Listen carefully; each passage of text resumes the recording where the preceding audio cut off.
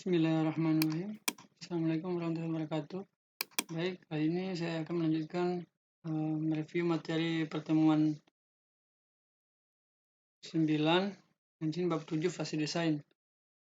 Aktivitas utama dalam fase desain adalah membuat top dan medium level dan disalin sistem dan mendokumentasikannya dalam spesifikasi desain.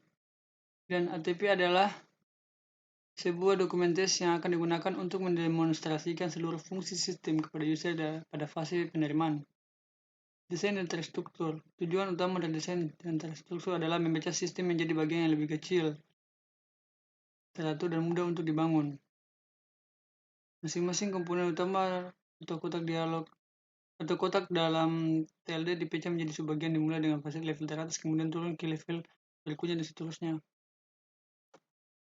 Desain bottom. Pada kasus tertentu mungkin akan lebih mudah mendesain dengan menggunakannya pendekatan dari level bawah rendah level ke level atas.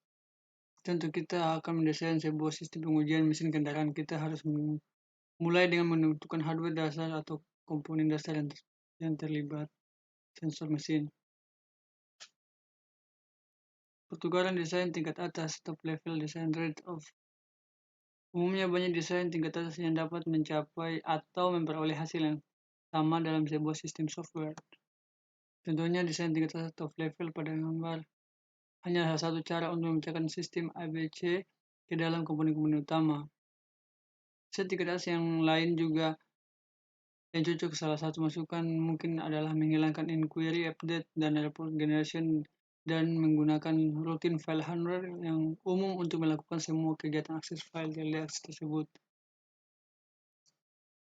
Prioritas desain prioritas pilihan TLD akan mempengaruhi hal berikut: biaya sistem, waktu yang diperlukan untuk membangun sistem, sifat mudah dipakai, kinerja, ukuran sistem, kehandalan, kemampuan modifikasi. Tim-tim ini harus menjadi prioritas bersama dengan user pada waktu perencanaan sistem. Pada saat pendefinisian dan analisis ini akan membuat pilihan TLD jauh lebih mudah. Desain tingkat menengah, level design. Desain top down. Ini dimulai dengan kotak menu. Diasumsikan bahwa komponen ini dipanggil ketika seluruh sistem dimulai dan menampilkan menu utama ke bagian register. Fungsi utama komponen menu adalah memulai sistem, menampilkan menu, menangani perpindahan mouse, menangani tombol pada mouse, pindah ke menu inquiry, update, warehouse, atau report. Ketika dipilih, menangani kesalahan-kesalahan seperti pada online help message untuk seluruh sistem. Mematikan sistem jika quit dipilih. Struktur diagram tingkat selanjutnya adalah diagram rinci untuk komponen menu yang akan tampak seperti berikut. Aturan penamaan. Modul diberi nama untuk menunjukkan sistem fungsi atau subfungsi yang diperlukan. Aturan penomoran.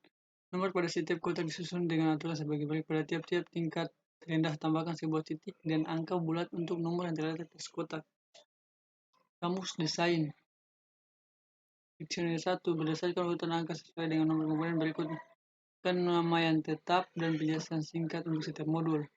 Diksioneri 2 berdasarkan urutan alfabet dengan nama komponen, berikan nomor yang tetap dan penjelasan singkat untuk setiap modul.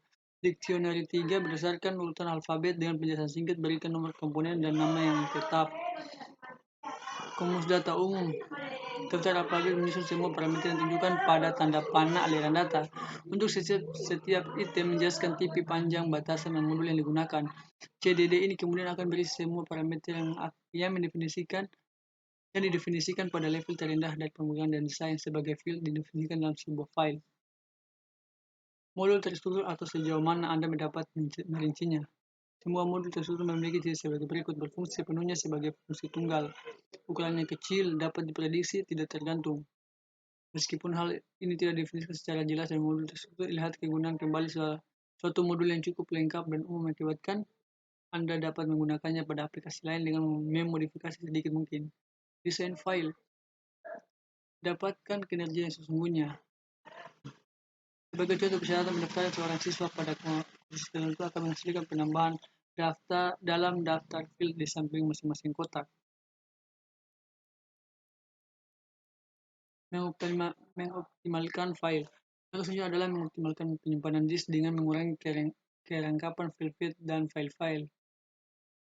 Pada salin file, jika banyak siswa mempunyai alamat sama seperti perusahaan yang sama, Alamat akan terulang. File address dengan satu rekor setiap perusahaannya dan company. No di record siswa menunjukkan hal itu. File ini juga dapat berisi alamat faktur yang dibutuhkan oleh financial. Mengoptimalkan sejumlah variabel item-item. Dalam student file, dapat dua file informasi CSNO dan PYMNT yang diulang untuk masing-masing kursus dari siswa yang mendaftar.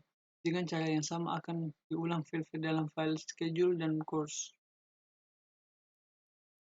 Cara sederhana untuk menangani masalah tersebut adalah dengan membuat sebuah file yang disebut enrollment yang akan berisi record untuk setiap siswa yang mendaftar per kursus. File yang digunakan hanya student no dan course no.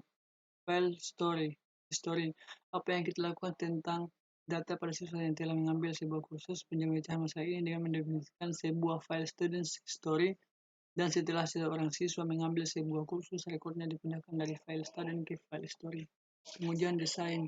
Pada desain ini, setiap permintaan kebutuhan yang mengakibatkan pengaksesan data harus diproses dengan desain file. Hal ini menandai perkembangan selanjutnya.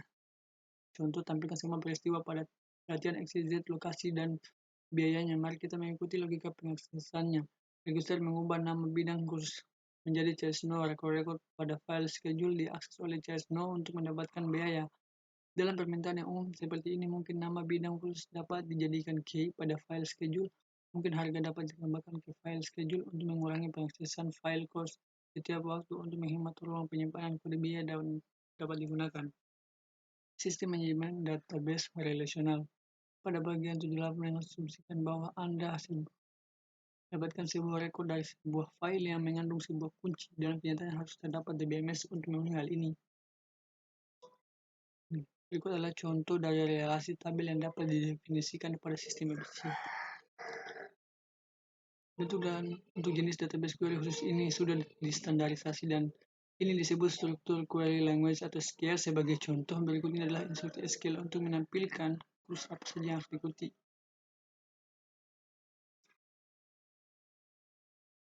Kelebihan utama dari DBMS adalah fleksibilitasnya. Sebagai contoh, jika kita ingin mengakses data yang sejenis secara berlainan dari berbagai aplikasi, maka sistem ini akan dapat menampungnya.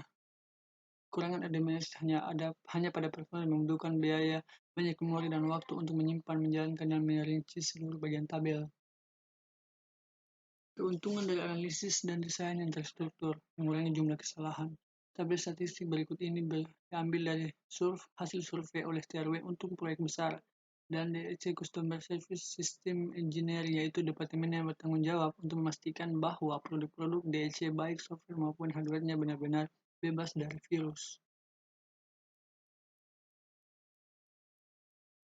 Gambar ini menunjukkan bahwa meskipun biaya di muka mengalami kenaikan, metode terstruktur tetap mengurangi biaya sistem secara keseluruhan. Proses desain.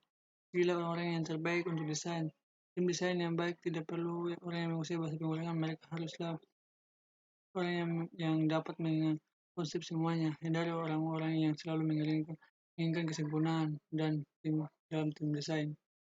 Temuan desain merancang sesuatu yang mirip dengan ulun remove. Beberapa orang berkumpul dalam suatu ruangan yang tenang dan tidak terganggu. Semua orang diharapkan untuk mengeluarkan semua ide mereka agar semua elemen yang berfungsi dapat digunakan dan juga memberikan bagaimana cara menguasainya. Tulis semua ide yang ada dan kemudian akhirnya ide yang ada disusun ke dalam modul-modul yang unik. Dokumentasi teknik. Pertimbangan hal yang berikut ketika menulis dokumentasi teknik. Gunakan bahasa formal yang tepat, gunakan gambar, diagram yang terstruktur dan yang sejenisnya. Buatlah agar maksud dan desain menjadi jelas pada beberapa halaman pertama. Kemudian uraikan, cobalah untuk konsisten pada gambar dan struktur kalimat.